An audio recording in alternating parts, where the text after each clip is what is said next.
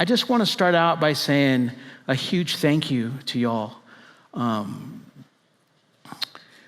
We've always been well supported by you. We've always had encouragement and postcards and emails and support and everything from you. I have never felt alone while we were over and out there. And I just wanted to say that God, we've always known he's been with us, and we've always known that you've been with him.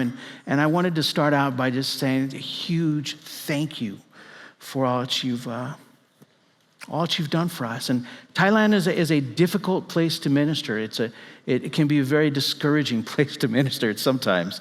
But I've never had to do so wondering about my foundation, wondering if we've been forgotten or anything like that. We've always felt you guys there, and so a huge thank you. So also, we have t-shirts back there. It's actually this t-shirt we're selling, or if you're on my support team, just let me know and we'll just give you one. I brought them mostly just to say thank you for taking care of us and letting us, and for just helping us to reach out to Thailand.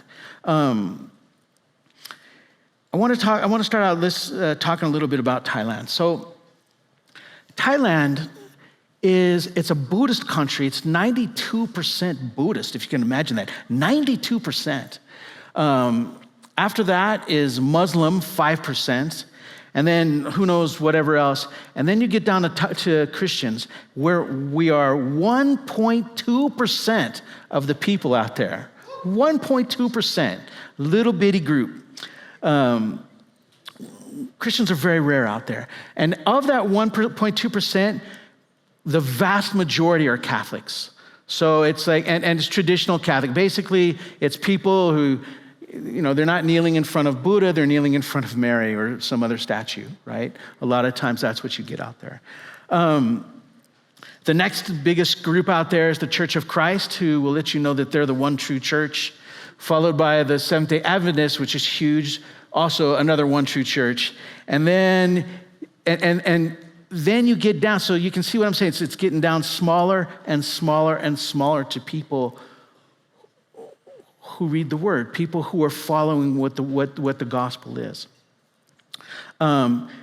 The missionaries out there and the non-denominational churches have a huge influence, as does as the whole missionary world is majorly influenced by the health and wealth movement, Heidi Baker, Bethel, all that kind of stuff. It's inundated. Missionaries are inundated with that kind of stuff. So the chances in Thailand of actually meeting a Bible-believing, Bible-following Christian, it's practically impossible. It's very, very difficult to find someone out there. Thailand's been called the graveyard of missionaries. If you can imagine that, the graveyard of missions, that's where we are. And even Calvaries I've watched Calvaries come and Calvaries go, right, through Thailand. There's us in Bangkok, and then there's another Calvary up in Chiang Mai, a wonderful church, awesome pastor up there. Chiang Mai is in northern Thailand, and there's a lot of missionaries up there because they can get into Laos get into China and Burma, and they do a lot of stuff up there. So this other church, which is up there, is pretty big, but it has almost zero Thais in it. It's almost all Chinese and Western missionaries, basically. So Thailand is a very difficult place to minister. And I'm going to go into that. I'm going to discuss a little bit about why that is and a little bit about the history there. But before I did that, I want to show you guys some photos of what it looks like out where we are. And so if we could pull up the first of the photos. There we are. Okay. So there we are. There's my wife, Irina, and Ben and Tasia. Ben and Tasia just went to school. Actually, this is in Angkor Wat in Cambodia. So I couldn't find a group photo in Thailand for some reason, but they're off going to school, and that's my wife, Irina, who you just prayed for. So let's go to the next one. Here's our little group. This is just from a recent meeting we had. We're a tiny church. And this is actually, especially compared to American churches, but for an emerging country, for emerging the very front lines, that's actually not bad. That's fairly normal for a place where they've never heard the gospel. Go ahead and go to the next one. So this is cool. So you can see how wide our church is. That's Nudie. She's this little Cambodian girl who actually lives there. She lives in the church along with some single. It's a place where we house single moms and students and that kind of stuff. And I'll explain why in a minute. But you can see how it's just this little thin building, and that first floor is where we have our worship services. And then it goes up like 4 floors where people live there. So go ahead and go to the next one. So this is the second one. We've turned the second floor into like a podcast room or a place where we can present videos and make videos. This is huge. And this is turning, and I'm gonna talk about that in a minute too, but it's turning into one of the biggest ways we're able to do outreach. Go ahead and go to the next one. And then on the rooftop, we have chickens. So we actually use the eggs to feed the kids. The kids can have the eggs from there every day. Although I have to say, we had to get rid of the chickens just a little bit ago because they were bringing rats, right? So here's what our house looks like. We're on a soy, which it's in Thai, a little side street is called a soy, okay? And one side is a big street called Ramkhamhaeng, named after King Ramkhamhaeng. And then the other side is a klong. It's a canal where river taxis are cruising up and down on the canal, right? In the middle, you have a spirit house, which is where the Thais will take so they'll put like a little house, and there's little people in there, and that's where the spirits live, and our ancestors or whatever spirits were living there when they built the buildings, that kind of thing. But you'll go out there and you'll find drinks and food and cats eating the food and all that kind of stuff out there. So there's a spirit house in the middle. When you come to our street, you walk in and there's a giant arch over the entrance to our street, and it's got like a huge dragon because the other side of the street is a Chinese temple. So I don't know if they made the street or our church is on the grounds of a Chinese temple or what. I don't know, but it's definitely the front. It's the front lines right there. When you walk in, on the left side is a statue of a horse, and it has a scarf around it. And on the other side is a statue of an elephant, and it has a scarf because they believe that there's spirits in there.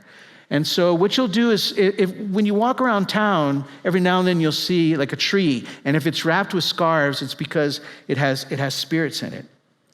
So let's go ahead and go to the next one. About the rats, it's okay because one of the girls who are living there, she eats rats. So it's not a problem. Those are not from our house, but she's not afraid of rats at all. To her, she'll kill them. She takes care of business for us. But we did have to get rid of the chickens. Okay, go ahead to the next one. So here's our little group. Just such a sweet little group. This is when we did an outreach. And there's Josie. I put this one to Josie, if you guys, she's on the left. And she's in Kyiv right now, enduring a tough situation out there, I bet. So go ahead to the next one. Okay. One of the ways we do outreaches is in Thailand, when it's Easter or when it's Christmas, it's kind of surreal because like here, Christmas, everything's shut down. Not in Thailand. It's just a normal work day, right?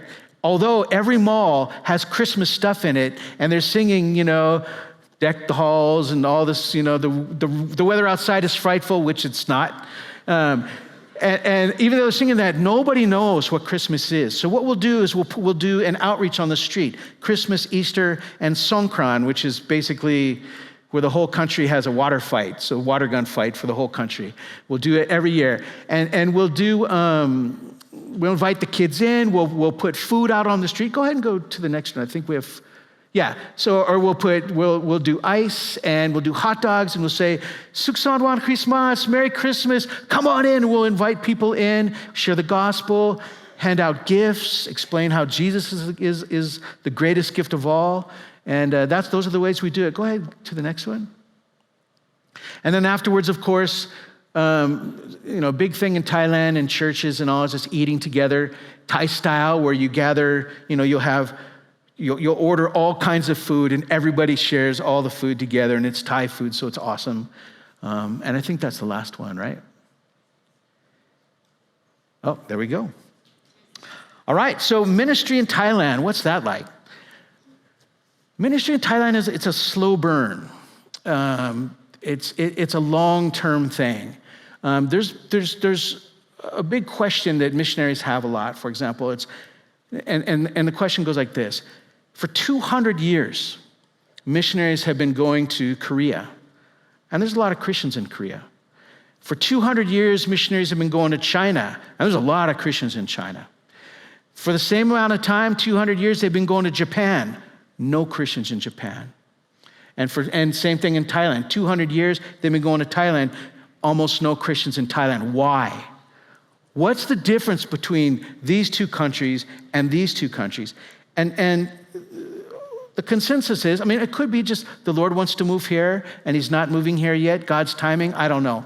But one thing that's different is Korea and China are very kind of facts-based. They want to kind of, they're willing to argue to get to the truth. They're willing to come in and kind of get in your face. Chinese especially, very willing to get into your face and come to an understanding.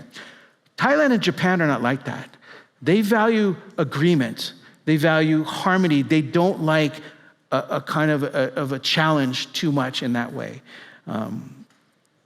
Remember in Acts 17? So remember in Acts 17 where Paul, he's going and he's going to talk to the Epicureans and the Stoics, and he goes to the Areopagus, and they're like, what does this babbler have to say? And he says this thing, and they laugh at him, and it goes back and forth. That's very Greek, right? And that's actually our tradition, because the Romans came out of the Greeks, and Europe came out of the Romans, and that's our culture. That's what we're used to. And in fact, when I was in Russia, they'll get in your face. In Russia, they'll be like, why are you so stupid that you follow this thing? And you have to have very thick skin to minister in Russia. Thailand, you have to have very sensitive. You have to be very, very sensitive, because you'll just scare people away, right? And so it's a very different world. One of the girls in the church, Ging, brought a good example. She brought this guy, and he comes in, and he's been going to church with us for a while, and he's still Buddhist, but he's still coming, and he's still listening. And I asked him once, I said, hey, so you're Buddhist, right? And he's like, yeah. What do you guys, do you believe in God? Do you believe that there's a God? And he's smile, shrug, but he's not going to say. He's not going to tell me. And I said, so do you believe in, what do you think happens after you die? And in Thailand, it's a very strange question to ask. Right? They don't want to think about that. So even just asking that, and he's like, I don't know. Where do we come from? Evolution. They all know evolution. The people I talk to, definitely, they've been trained in evolution. But you say, so where did the world come from? Shrugs. I don't know. It's that kind of a approach that you have to. Let me go this way. So Thais, they're Theravada Buddhists. There's Buddhism and there's Theravada Buddhism. So, right, Theravada Buddhism is a very special kind of Buddhism. It believes, so it holds on to Buddhism, but it also believes in spirits and the rocks and the trees, and there's spirits everywhere. And it's a constant battle to try to please the spirits. That's where the focus is.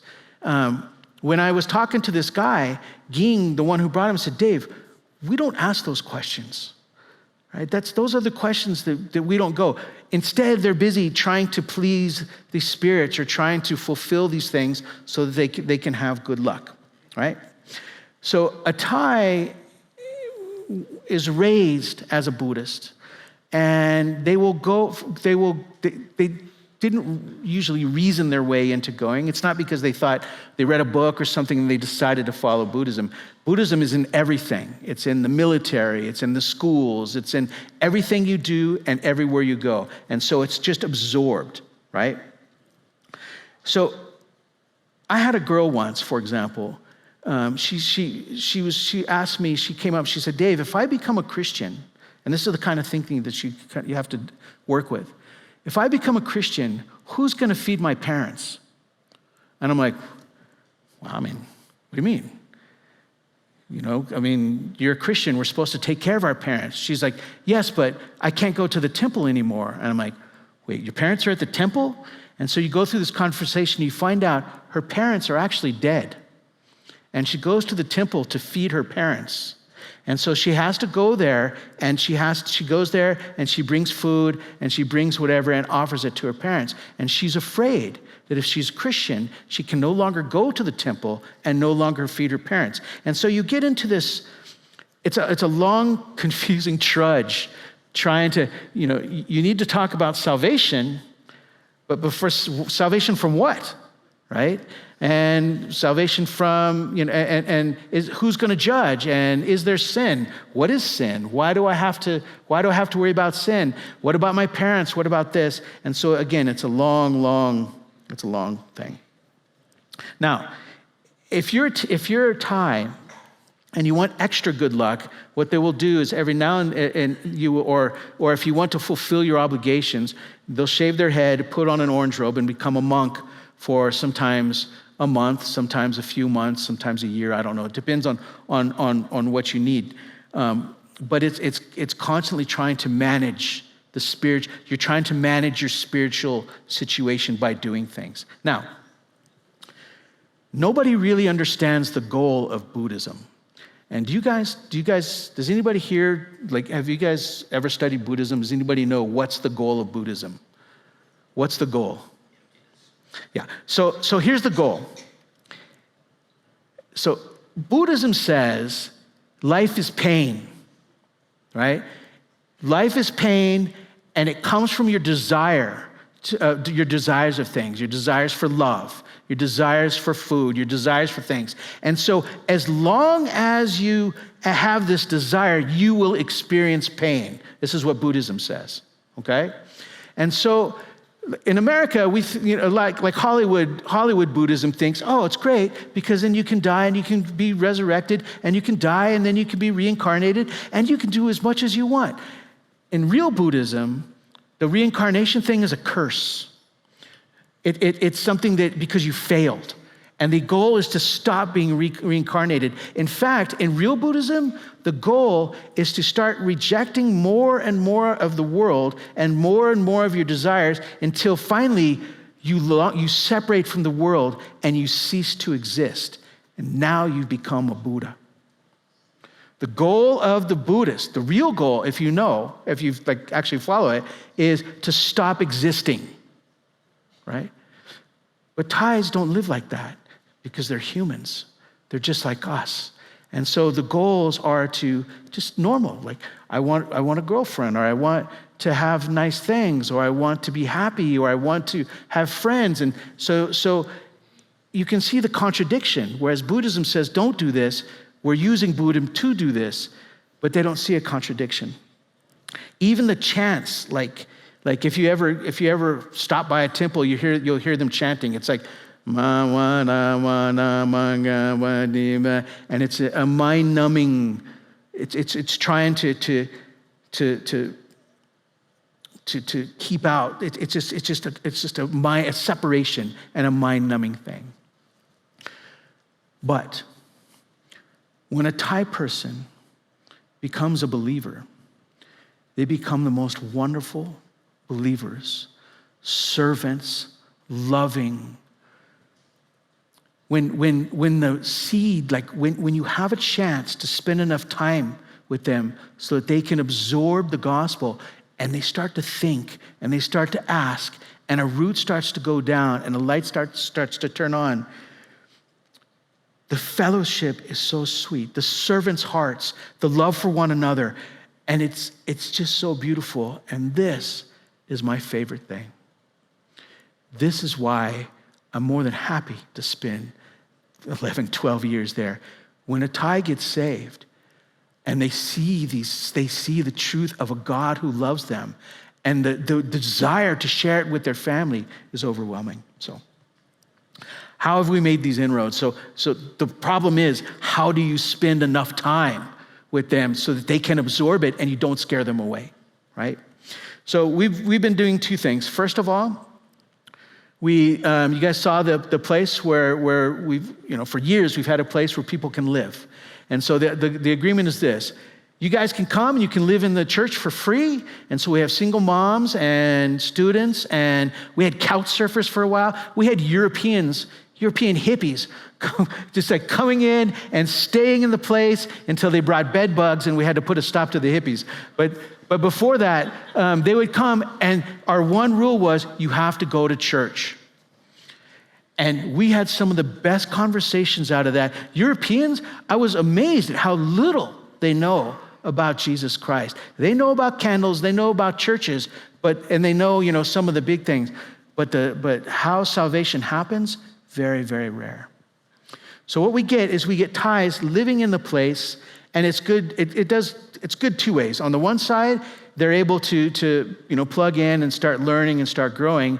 And on the other hand, it makes us a safe place in the neighborhood. So in the neighborhood, we're the only white people there, and we're a little bit scary, right? Some white guy, usually in Thailand, it's not for a good reason, and so we're a little bit nervous about us. But since there's Thais living there, and they can meet people, and we have like a big cross we have a big white cross that lights up the whole neighborhood at night. It's like the only light on the street is our cross, which is pretty cool. But because of that, we're safe, and it's been able to we've been able to put those roots down. And that's one of the things I wanted to say. If you guys support us, you pay for that place, and you pay for. We've got 3 kids living there. Well, 2 kids living there now, Jam and Nudi, Cambodians. And we had another little girl recently, Sarah, who's the most beautiful little girl. And we have another couple ladies who are staying there as well. So you support that. And that's one way we've been getting to know people. Now, the second thing came along with COVID, which again, the C word, I get it. Thailand was locked down hard, right? Really, really locked down. And so we couldn't do a lot of things. So we decided we were going to start putting our ministry online. And we started doing videos, and I would do it. It would go interpreted, and then we would put it on YouTube. And then on Facebook, because in Thailand, everything runs through Facebook, we would pay to send it out all over Thailand. And so next thing you know, I think one of the last few I did, we'll put one out, and we'll get like 5,000 likes. Right? Which in Thailand is unheard of for a Christian. It's a Christian thing, and the thumbnail goes out, and some guy the thumbnail of this guy saying, repent, be baptized, follow Jesus, and we'll get 5,000 likes on that. And I realize everywhere else that's nothing. But in Thailand, about Christianity, that's a big deal. So that is one of the things that I really want to. That's one of the things that we raise support for, is to be able to push that out. Because sadly, the town square, it used to be you could go out to the town square and share the gospel in places. The town square now is in your hand. It's in your pocket. It's the phone. And it's safe for Thais especially, because it's not like a confrontational type of thing. It's not a challenge. They can ask questions. They can turn it off if they want or whatever. So, That's a little bit about Thailand. That's about the ministry that we've been doing in Thailand. So I want to kind of expand it now, and we're going to actually get into the Bible study portion of this. Let's go to Matthew chapter 28, verse 19.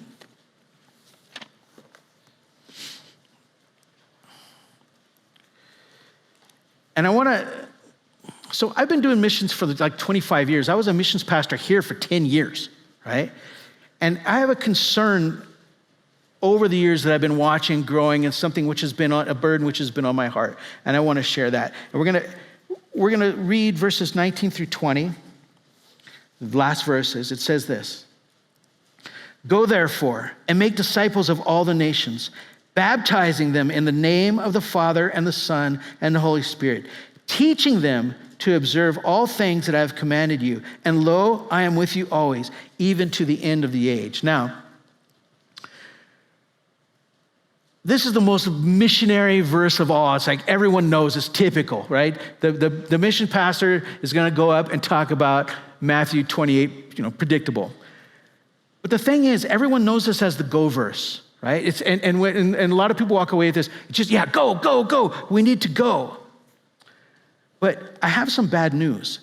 These verses are barely happening in the world right now. And I'm not talking about people going. There are people going all over the place. I'm talking about the rest of the verses.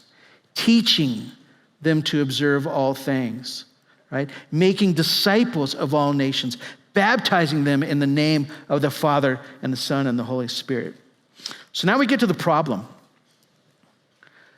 In this world, there are 1.6 billion Buddhists across Asia. And that's just Buddhists, right? I don't even know how many Hindus are. There probably maybe another billion, maybe, I don't know, right? And then how many Muslims are there? Billion, maybe? I don't know. Shinto, Zoroastrians, Europeans who become pagans again. This is the issue that we have. This is what's going on out there. Did you know there are places in this world where there is absolutely no representation of Jesus Christ at all? If you walked into a village and you said, hey, do you know Jesus? They'd be like, maybe he's in the next village. I don't know. He didn't live here. They would have no idea what you're talking about, right? There's places where they have no idea that there's one God. To them, there's thousands of gods, right? There's places in this world where there are no Christians to be salt and light, nobody to point to Jesus, no radio, no videos, no church on the corner, nothing. And I remember when I got saved, right? And maybe you guys went through the same kind of thing like me. So a lot of us, we get saved through a crisis. Me, my girlfriend, I don't even want to go into it, but it was a bad deal with a girlfriend. My heart was broken. And my mom, who had always shared the gospel with me, had raised me up to be a Christian, just told me, Dave, you need to get to a church. You've been making other people first. You need to make Jesus Christ first. And she was right. But I had someone to tell me to go to Jesus, someone to tell me to go. These other people, they don't have that, right?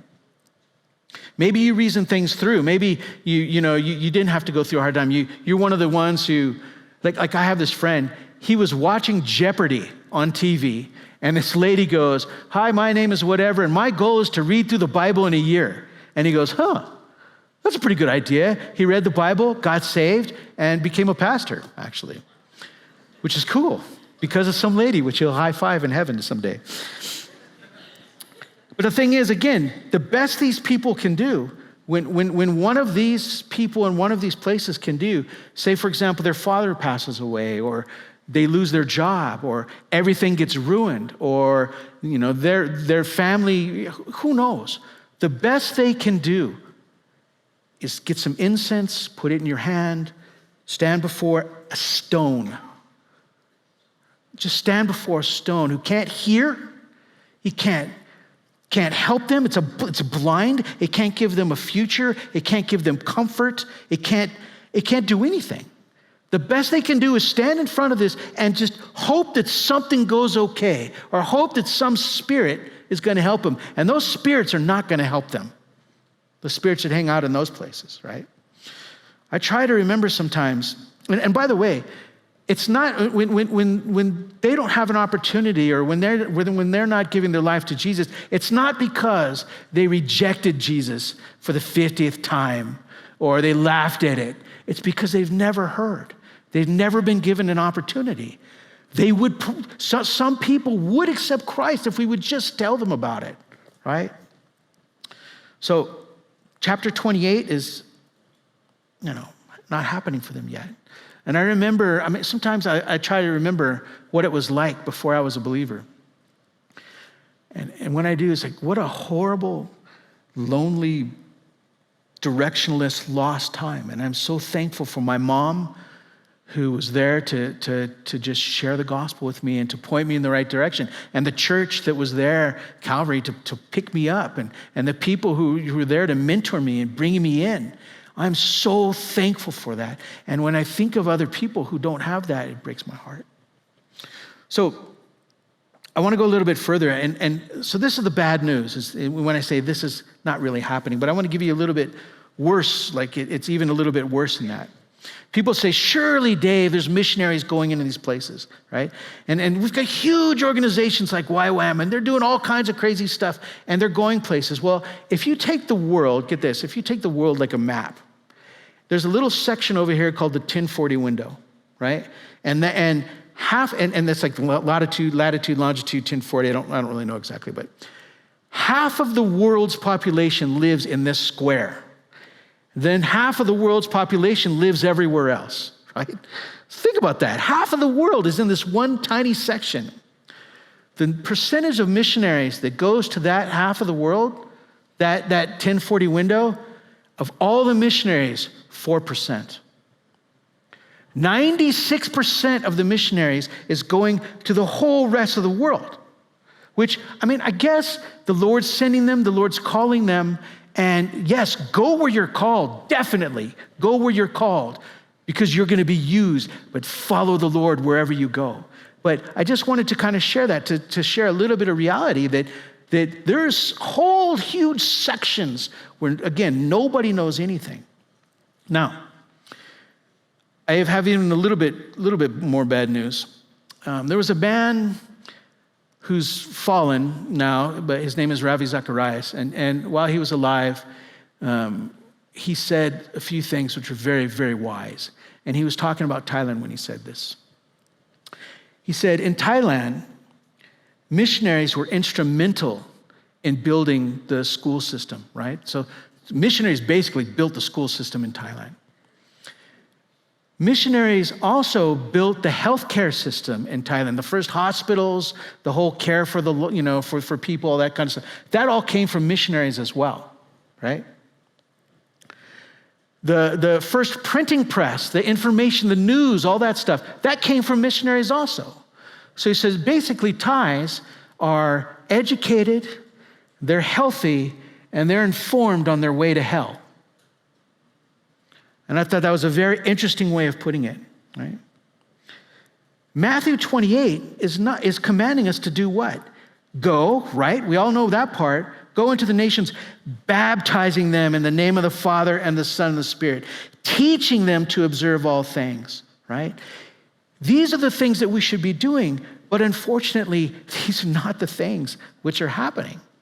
And a lot of times when missionaries go out, they're doing a lot of things. There's a lot of busyness and even local, a lot of stuff, a lot of good things being done. But Matthew 28 is still not happening.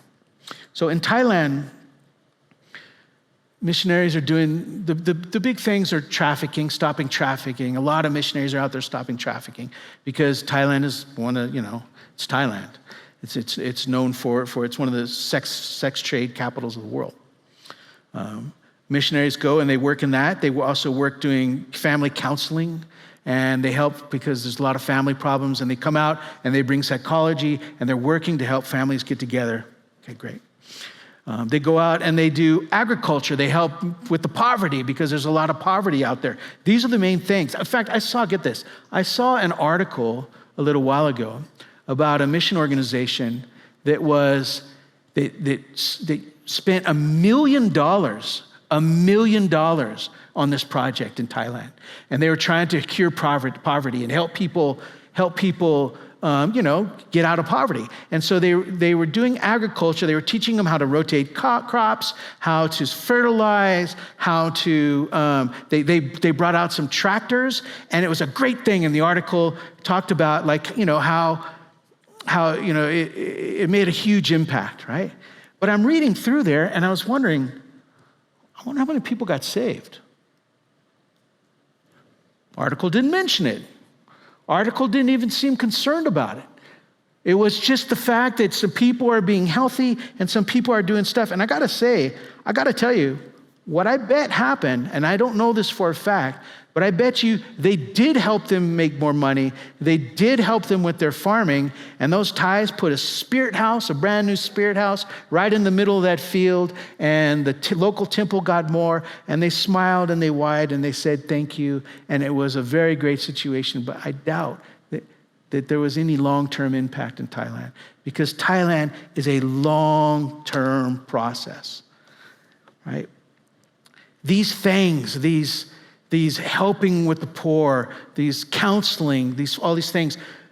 These are things that are good things. They're great things. But these are also things that the United Nations can do poorly, but it's things that non-Christians can do. What is something that only Christians can do? Teach, baptize, tell about Jesus Christ. And if we're not taking this and translating it into this, then we're doing exactly what Ravi Zacharias was talking about, okay? I wanted to share a little bit more news about what the mission field looks like. Right now, there are some good, godly people, wonderful believers who want to go. And they feel the call. Maybe the Lord is calling them saying, hey, they're getting someplace on their heart. Maybe they want to go to the 1040 window, or maybe they want to go do something. Right now, they're talking to their pastor or they're talking to whoever, and they're excited, they're idealistic, they're close to God, and it would be wonderful to have them on the field, right? A lot of times what happens first, and it's good counsel, is caution. We need to slow down. We need to go about this wisely. And that's true. You do need to be wise. I don't want people just rushing out and taking big risks and doing something stupid, going into debt or whatever, it's crazy. But unfortunately, what we do is we start thinking man's methods of doing things. Let's send them to the professionals. We need to send them to the mission organizations, right? Well, let me tell you a little bit about mission organizations. Mission organizations are a representation of the American church. They're made up of all the churches that get together and send people. It's non-denominational, and they come together. So the mission organizations are a good example of the American church. American church is not a very healthy church. In fact, let's just say the American church is what Calvary came out of. A lot of people are here because we left the traditional churches. We left it. We wanted to go somewhere where we're studying the Bible, where we're going line by line. We want to know what the Word says. And then what happens is when someone wants to, when they've been fed and they're close to the Lord and they want to go on the field, we send them right back to the world, and we send them right back to a lot of these organizations. So here's kind of an example of what happens. First missionary experience, you want to go. You start to step out on the field, right? First thing that happens is you get a huge burden placed on your back. Huge, like missionary burden. If you're, say, a Baptist or Methodist or one of those groups, they're going to require you to go to college, right? So you're going to have to go to seminary. You're going to need to get a degree, 4 years. You're going to go to seminary, which a lot of people call cemetery because it's a great place to die, right? I knew a guy, he had 2 degrees. I met him on the field. He had 2 degrees from seminary, and yet he didn't really even know the Bible at all. And I was like, wow, dude, 2 degrees, you must know the Bible. And he's like, I know how to do a church. I know how to run a Sunday school. I know those kind of things. I was like, oh, okay. So if you don't go through, if you're like us, if you're non-denomination, you go through one of those, like a standard mission organizations like I went through when I went to Russia many, many years ago. What they'll do is they're going to, first of all, make you go to the training, 6 months, few months, which you're going to have to pay for, of course. While you're training, they're going to teach you counseling, psychology counseling. They're going to teach you team dynamics. They're going to teach you missionary methods. They're going to have deep discussions about things like, maybe we shouldn't use the word sin when we speak to Asians. We should use face and shame. And we shouldn't say like you're sinning against God. We should say you're making God lose face. And these are the things that you're going to learn, which is, I don't agree with that. You're going to learn how to raise support, which is good, because if you're going to go on the field, you're going to have to go with a 401k, health insurance, disability insurance, money for sabbatical, money for conferences, right? And they're going to take 20% of what you make right off the top. So in fact, I heard, there was a family that was going to Eastern Europe, right? They're going to go do ministry in Eastern Europe. And they had to raise $15,000 a month to go over there. 15 grand in order to go there. And before you leave, you know what they do? Before you leave, you have to have a whole year You have to have raised one whole year before you go. So they're walking out the door over to Eastern Europe with, well, I don't know how much that is. That's a lot of money, right? Meanwhile, while the Christians with our faith, while we're, building up and going the wise way that the professional tells us to go, hippies are cruising all around Eastern Europe, hoping, trusting the universe to provide for them. And they're playing guitar and living free while Christians are being burdened by this is how it works. This is how it happens. And you know what else? When they get overseas, what happens? So you raised your money and you go and you land, you're excited. Finally I got here, let's do ministry. They tell you no. Your first year is only language learning. You're not allowed to do any ministry. You can do none for 1 year, only language, right? And a lot of people will defend that. A lot of people think that's wise, and having the language, definitely huge. It's a big part. Now some of the organizations say for 2 years, but I can't tell you how many times I've seen missionaries come out, they get their money, they do their stuff, they get on the field, they go through their language, something comes up and they go home, right? Or, life happens and they go home. These are the kind of things that just they raise. This is the burden that's on me. And this is one of the things that I felt a burden to just share with you guys of what's it's like out there, right? What we need on the field are people like you guys. People who have been learning the word, line by line, verse by verse, precept upon precept. What we need are people who can keep their eyes focused on Jesus, even in the middle of all the other stuff, right? It's like an oasis here. And I'm telling you, first thing I do, I land, and today I met with a couple brothers we went and had food, and we're talking the word, we're doing iron against iron sharpening iron, right? This is very rare, very rare. That's what we need. We need people like that out on the field. So this is going to lead me to the second verse. We're going to 2 Timothy chapter 4. We're going to read verses 1 through 6. All right. And while you're going there, I just want to say, most missionaries and most people who have not been going line by line, verse by verse, who don't have the foundation, they're like boats on a wave. They're getting thrown around. And all the stuff that's happening, all the latest ideas, all the latest politics, it really beats you down. We need people who know these verses. All right, so 2 Timothy chapter 4, verses 1 through 6 says, I charge you therefore before God and the Lord Jesus Christ, who will judge the living and the dead. It is appearing in his kingdom. Preach the word. Be ready in and out of season. Convince, rebuke, exhort with all long suffering and teaching. For the time will come when they will not endure sound doctrine, but according to their own desires. But because they have itching ears, they will heap up for themselves teacher, and they will turn their ears away from the truth and be turned aside to fables. But you, be watchful in all things, endure afflictions, do the work of an evangelist, fulfill your ministry. All right? Now, again, I realize this is a very common verse, right? It's very, again, in fact, most people usually when they read this verse, they're focusing on verse 3, where it says, it's talking about itching ears. And it is. It's like, it says, don't get distracted by the itching ears, stay focused, do those things. But what I want to pay attention to is where it says this, preach the word. Share the gospel. Tell people that Jesus is returning. Warn them about Jesus. Warn them that the judgment is going to happen. And that without Jesus, you will perish.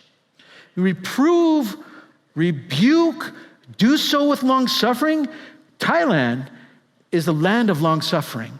Because like I said, it's a long road. And you will see no fruit for a very long time. Right? Verse 5, watch, endure afflictions, evangelize, fulfill your ministry. And I realize he's talking to Timothy.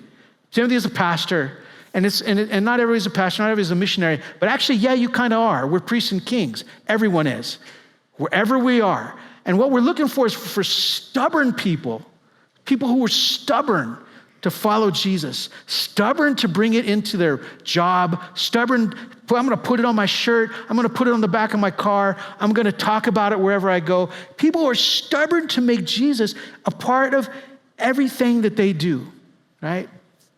We have people like, when I look at these verses, it reminds me of Sharon Malcolm. You guys support Sharon Malcolm. This church supports. This is a woman who is a single woman living in Peru, which is a very male-dominated place. Every week she gets on a canoe and goes miles up the river and plants churches all over in the jungle, right? And a lot of people, she's planting churches. Wait, a woman planting churches? Well, she hands them over to pastors and she gets out of the way is what she does, right? And if someone else wants to do it, fine, go ahead and do it yourself. But that's what she's doing. She's stubborn and she's gonna do it. I respect this woman so much. And then there's people there's Paul and Wendy, we also supported here. I think they came back already. There's an old 70s hippie couple decided that they're gonna go to northern Iraq after the war was done. And they started like a little Bible study. The imams come and they shut it down. So then they open up a bookstore, which happens to have Christian books.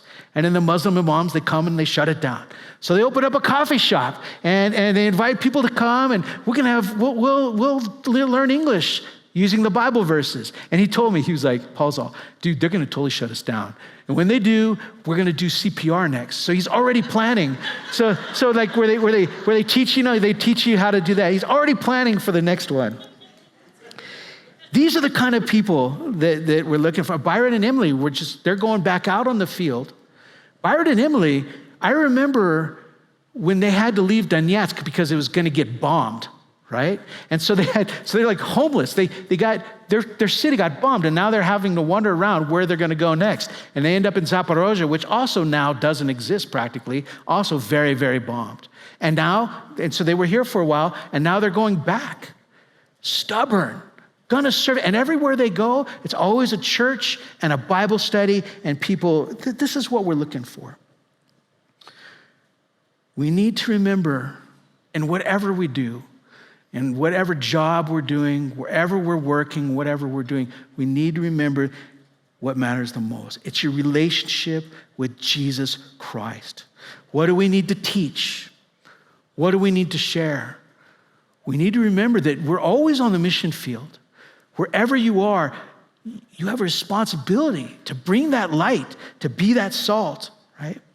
If you're going on vacation, man, make it a mission trip. If you work in a cubicle, put your Bible on the desk or something, anything. You don't have to push it out, but you do have to be light and you do have to be salt.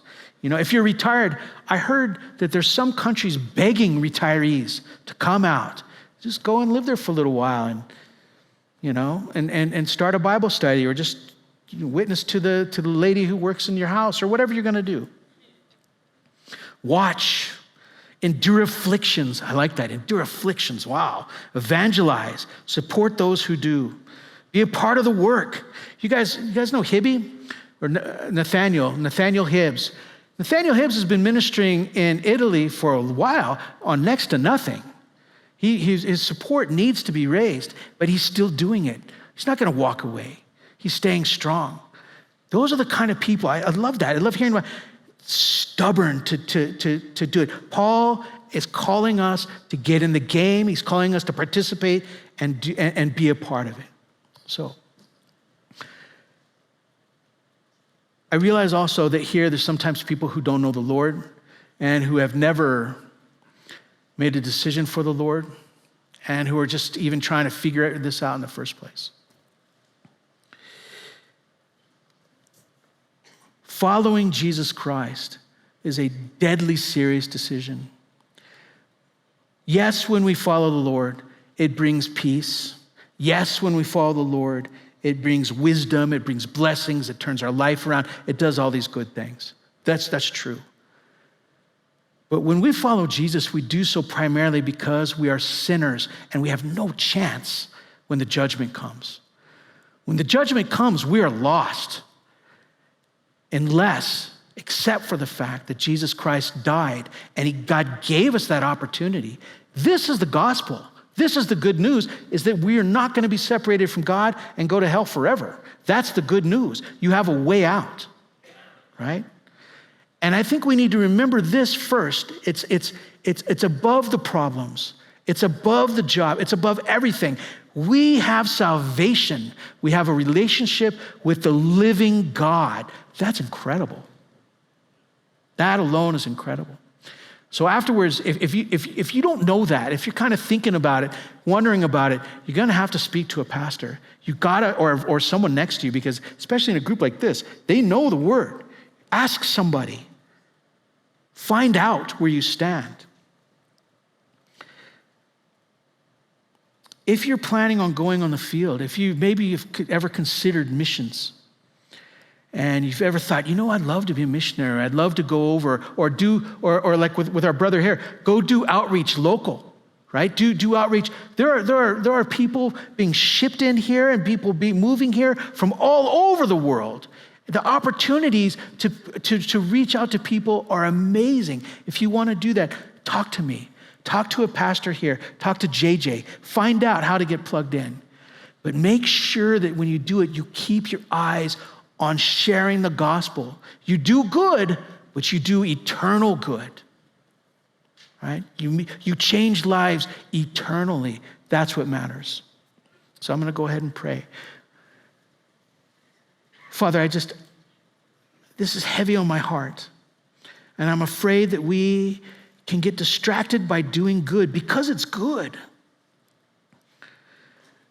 We can sometimes make that a focus because it is a righteous thing to do righteous things, Lord.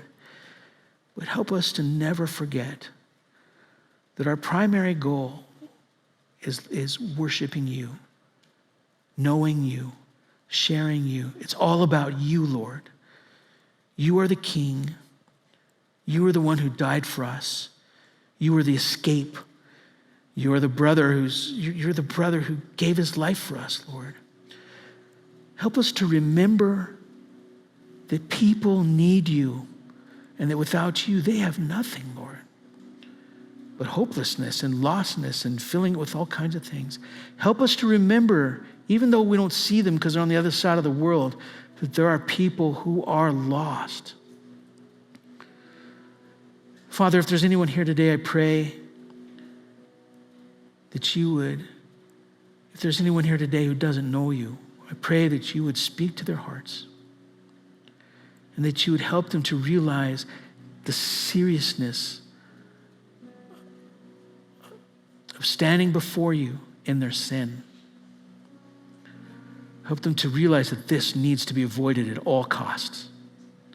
Help them to reach out to you and help us to be there for them, to encourage them and to share the gospel with them and to lift them up, Lord. We thank you for this. Please bless Thailand. Please bless the wonderful, wonderful believers in our church and the other ones scattered all over through Thailand. Some of my favorite people, Lord. I pray that you bless them. And we just thank you for this church, this oasis. And I thank you for the way that you've reminded us to go line by line through the word, reminded us to worship you and to know the word better, Lord. We thank you for these things in your holy name. Amen.